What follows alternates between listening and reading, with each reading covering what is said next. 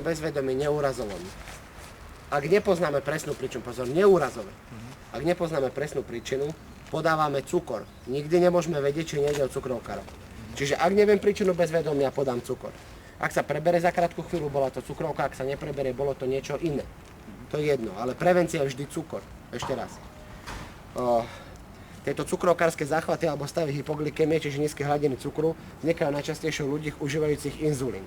Veľmi jednoducho, robotník na stavbe si ráno pichne inzulín, nenaje sa, ide do práce, robí, dá si na to ešte alkohol, klesne mu hladina cukru a upadá do bezvedomia.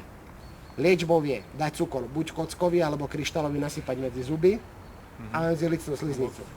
Väčšinou ten cukrovkár so sebou ten cukor nosí. Takže ak máte svedka úrazu, čo robotník pravdepodobne nebude sám, čiže pýtate sa, či netrpí nejakým závažným ochorením, to je dôležité. A plus, prehmatáte ho a keď mu vo vrecku nájdete buď doklad, že je cukrovkár, alebo u neho nájdete cukor, tak ešte vám to viac uľahčí diagnózu a potom viete, ako jednoducho postupovať. Dobre? Čiže cukor sa dáva tu na, aj medzi líca a zuby. Cukor sa dá medzi zuby, a medzi lícnu sliznicu sa môže vysypať, alebo sa môžu dať 2 kocky cukru. On, cukrovkár, sa vtedy za krátku chvíľu preberie. Dobre?